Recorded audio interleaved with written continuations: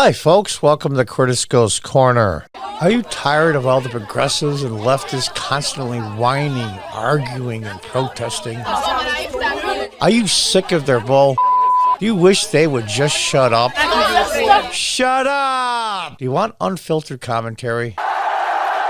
Well, you've come to the right place. Curtis Goes Corner. Progressives, this is your trigger warning.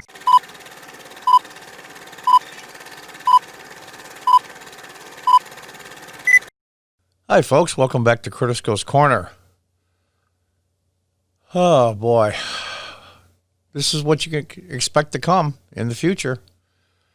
All you anti-Trump people, that 55% that said we were better off economically in the middle of the pandemic, but yet didn't vote for Trump. Okay. He's an idiot. He's a fool. He's a buffoon. He's a big mouth. He's an egotist. He's a maniac, and wah. Well, expect a lot of this, folks.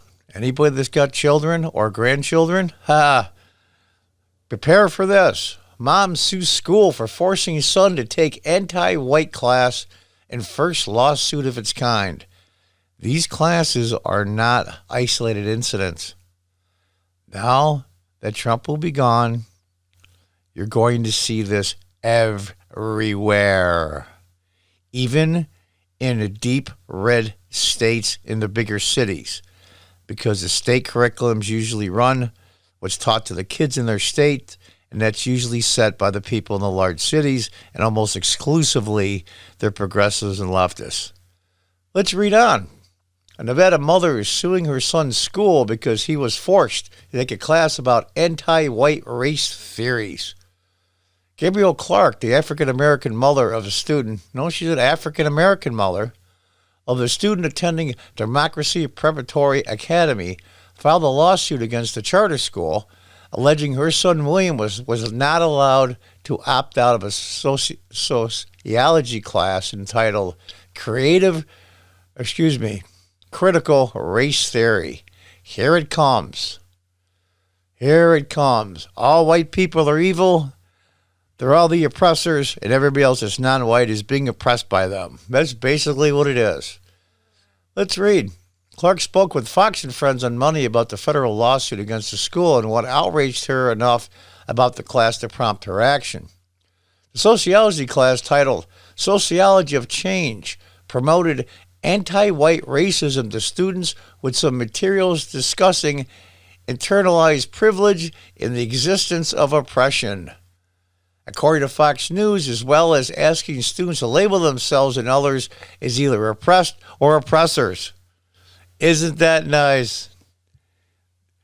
Younger Clark, a biracial student, 12th grader at Agassi campus, was required to take, now there's in 12th grade, they're children, but they're not little kids.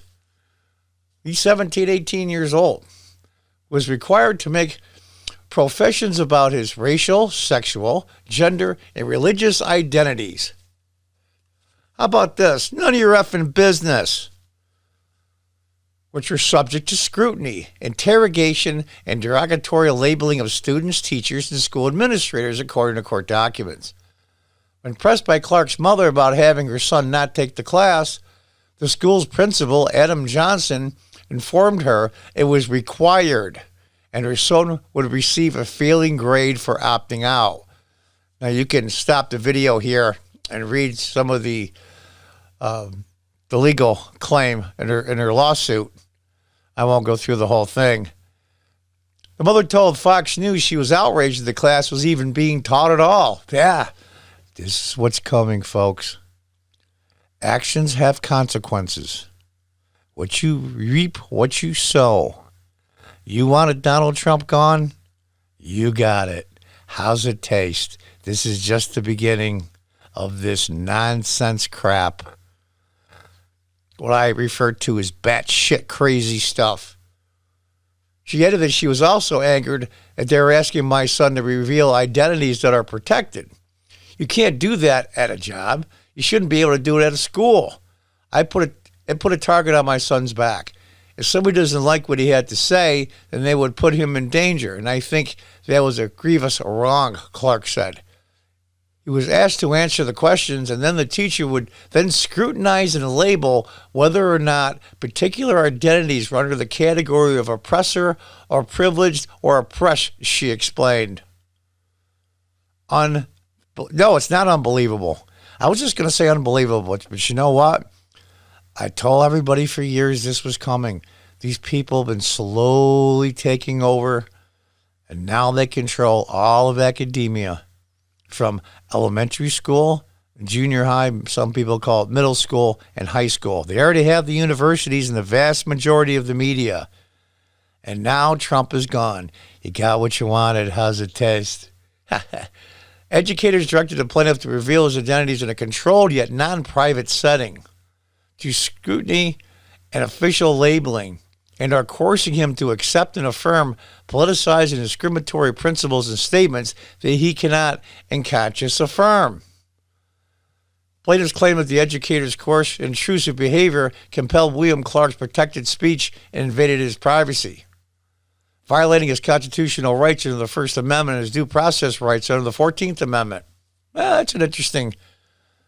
I'm not so sure on the first, but on the 14th, you might have some grounds. Clark noted she was not able to discuss the issue with other parents as Nevada is still under coronavirus lockdowns. Oh, I wish. See, if they're doing this remotely, I wish she had recorded the screen. And I heard some school districts, the teachers were requiring the students that are doing remote classes, which is really stupid. Just open up the freaking country. Children aren't getting coronavirus. The odds of them giving it to someone else older are incredibly slim. If you have somebody in your family that has a severe medical condition or is up in age, keep them away from the kids and other people. Duh. This is not brain surgery. Let's continue on.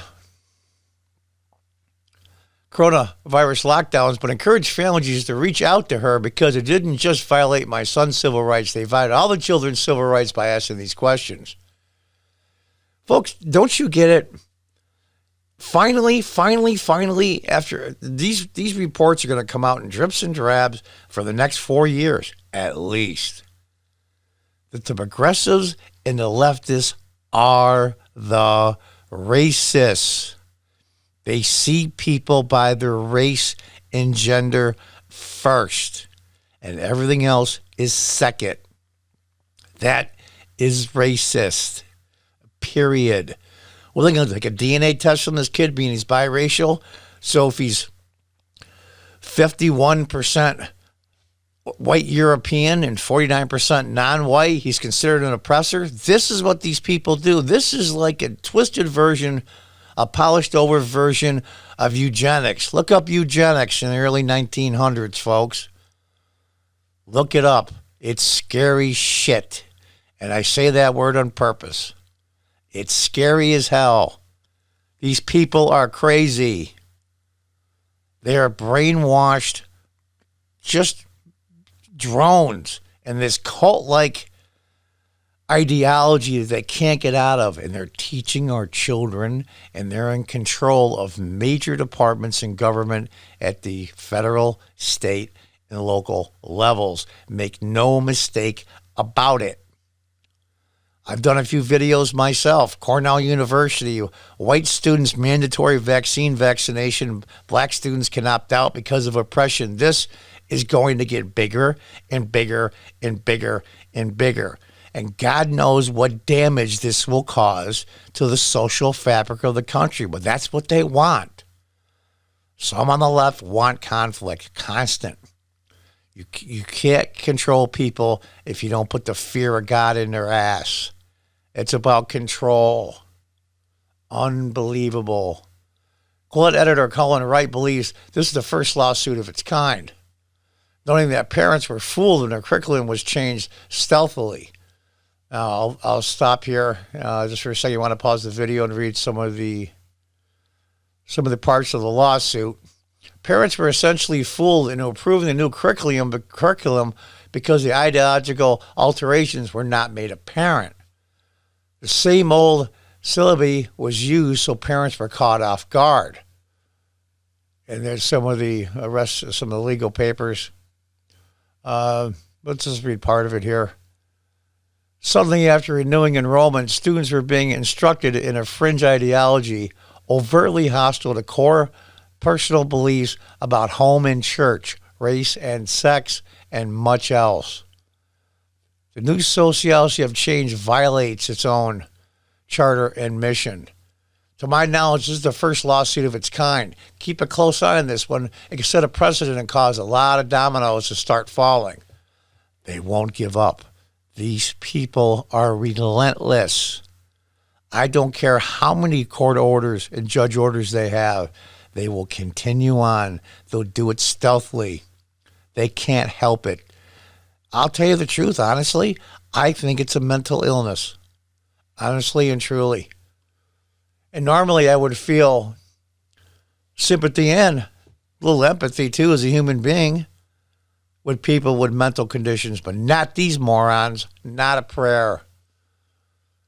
Lawsuit filed today against educational agencies, teachers, principal, and CEO responsible for hosting workshops requiring children to make public professions about their racial, sexual, gender, and religious identities, some of which were singled out for interrogation. This is a senior in high school. Educators directed the plaintiff to reveal his identities in a controlled yet non-private setting. We went through that. Okay, let's look at some of this here. The educational agency Democracy Prep encouraged racial activism against existing school policies. Democracy Prep. One of Democracy Prep's top priorities is to re-examine our schools' policies within a framework of purpose over power and meaningful resistance. This means looking at each of our rules to ensure they are purposeful, just, and push forward academic achievement for all scholars. Oh, you can live with that statement, kind of. We want all Democracy Prep scholars to feel empowered to use their voice to stand up for what is right, even if it means pushing back against a school policy, occupying a cafeteria, or staging a walkout. What that means, you can do anything the hell you want to. This looks like a private school. It says charter school, so I'm sure they're getting some kind of government money. The lawsuit alleged that Clark had suffered severe mental and emotional stress resulting from the hostile environment and is living in fear of retaliation. Well, of course he would. They're teenage kids, especially the boys. This is what teenagers do. There's nothing more vicious in the world, I'm sorry, and it's true. There's nothing more vicious, mentally vicious in the world than a teenage girl. Boys, a close second. But teenage girls use mental torture, whereas teenage boys just duke it out. I got fights when I was younger. You fight it out and you get it out of your system. That's what boys do. Women, on the other hand, use psychological warfare, which causes permanent damage. What follows is a selection of class materials that the children were exposed to and expected to believe without question. Internalized oppression, internalized privilege, institutional sexism, racism, and transphobia. Let's see, internalized oppression. That means I'm an oppressor, and I really don't know that I am. Oh, my God. Internalized privilege. That means I'm privileged, and I have no idea that I am. How do you fix something that you don't know you have? Oh, they're going to show us. It's just amazing to me. Institutional racism and transphobia. Let's tell the truth here. This trans issue is like, I use this expression a lot, that these progressives and leftists sit around and say, just a few, like 6-8 years ago, they thought, what's the most batshit crazy thing we can really, really pound on? And they could never, ever win the issue. How about trans people? And you know what kills me? And I have a convenience store in upstate New York, and I had 2 trans people that were regular customers for a while. One moved and one passed away from cancer. And when I was a councilman, they used to call me all kinds of names, racist, transphobic, and they both came in and said, John, do you want me to go down to the city council to straighten them out? I said, nah, it's okay. You know what percent we're talking about here? Very tiny. I looked it up a couple of years ago. I don't recall, but it's so tiny. It's a mental illness. I'm sorry. It is.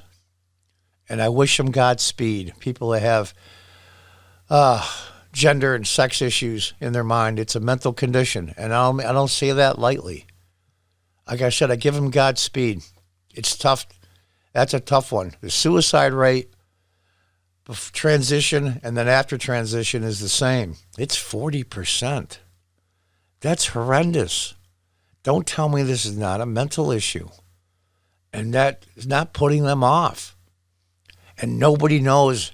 And I'm telling you, there's a lot of smart people, a lot smarter than I am out there trying to solve this problem. And just may be a problem. It's just unsolvable. You do the best you can and create like a chronic condition. And I don't mean that meanly. But such a tiny, tiny percent. My God. I mean, how far down, how many decimal points in the population are we going to push crap? Like I said, I wish them Godspeed, but, even if it was 5 or 10%, which is small, all right, I'll give them that. But it's like 1/50th of that. It's so tiny. It's just something to pound on. It's something to pound people with. Oh, God. They cover topics covering intersectionality, internalized oppression, and systematic racism to calling for students to unlearn some of their beliefs, attitudes, and behaviors. Wright shared the damning evidence of the brainwashing of students in a staggering thread on Twitter. This is what's coming. Oh, we didn't ask for this. We just wanted Trump to be gone. We just voted for Democrats. The Democrats I vote for are normal. Oh, really? How about your local school board? I used to be a local elected official here in upstate New York, and I was a Democrat at the time from 2000 to 2007. I left the party to become a Republican in 2013, so there's nothing to do with Trump. They're batshit crazy, and they've slowly taken over. And this is the thing that I want to criticize Republicans about. And I said this even when I was a Democrat. They have no spine. They have no backbone. Republicans at the local level and even at the national level and everything in between do not know how to fight back, how to fight this stupidity. So over time, it crept in slowly but surely like a virus. And now it controls almost all of academia at the university level. High schools, and especially in the bigger cities, junior high schools, a.k.a. middle schools, and elementary schools. This kid happens to be a senior. And biracial, by the way. Anybody that wants to break down what percent race you are is a racist, period. I want to ask some of the older people that are non-white, or even white people that are older, but especially non-white people that are above, I'm 64, so we'll say people that are above 60, 65 currently. I want to ask you, if you're non-white, or even a non-white immigrant to this country, what do you think Dr. King would say? He would be so pissed. He would be furious.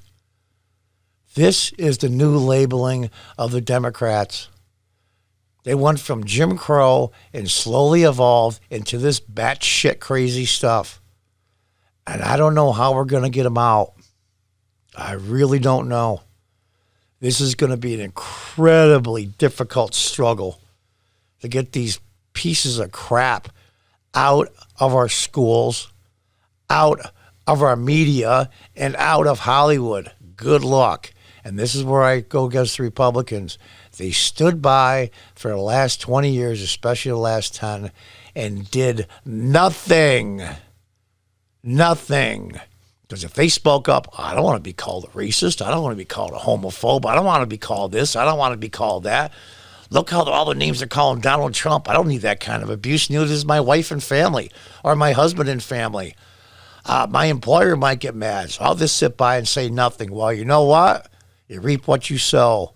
You sow nothing, you get nothing. These people are relentless. They will not stop. I don't care how many lawsuits. Now, I wish this woman well. And I hope, I'll tell you the truth. I know this kid probably doesn't think so. But as an adult, I have one grandkid. She's almost 2. And both of my kids are in their 30s. Here's the deal. I hope they won enough money to close the school, to put all those morons out of work.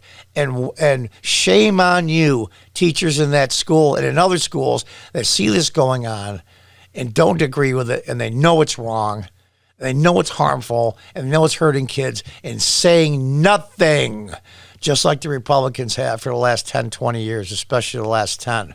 Shame on you. Shame on you. That's no better than watching somebody's being sexually harassed at work over year after year after year and not saying anything to anybody. You're guilty now, too. It's ridiculous. Oh, I don't want to lose my job. I want to lose my pension. I don't want to lose my platinum health insurance. That's the best in the world that I pay nothing for. I can retire in my 50s if I just keep my mouth shut and head down.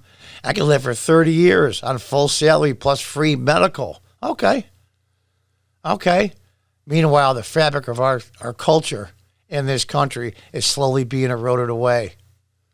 This is just the beginning. I'm not an alarmist. This isn't any Alex Jones tin foil hat, whatever they call those crazy guys, rant. This is real, folks. This is real. I talk to teachers all the time. And what they say privately and what they say publicly is way different. They know what's going on is wrong. They know there's out-of-discipline kids. I live in upstate New York, and we have a lot of New York City transplants. A lot of these kids are non-white, and a lot of these kids have some serious emotional issues. It's not their fault. It's not their fault at all. But they still have to deal with them nonetheless in the school districts. It's destroying the quorum in the classroom. I mean, I'm old enough. When I was in school, especially when I was young, first, second, third, fourth grade, and I got a note from the teacher saying that was an SOB, I got chewed out. I didn't get much of an ass whipping. Once in a while I did when I really deserved it. But mostly my father was pissed. And I'll tell you, when you're a young boy, and your father's standing over you, man, and he's so pissed that the veins are sticking out in his neck, you listen. But these kids don't have that. Good for this mother. Good for her. I hope she wins. I hope she bankrupts the school so it sends a signal. This is just the beginning salvos of a war, folks. And this war is going to take years, maybe even decades to get out of. But it's the hole that a lot of us dug, not me, but it's cost me my entire future, speaking up. I mean, I've got boycotts against my business from the local progressives. But I wouldn't do it any differently because I know I'm right. And sometimes being right is enough and sometimes it isn't. But this is destroying our society. It needs to stop. This is just the opening salvos. Call it the shots at Lexington and Concord, the beginning of the revolution. Because these people need to be stopped before it is too late. And until next time, folks, goodbye and good luck.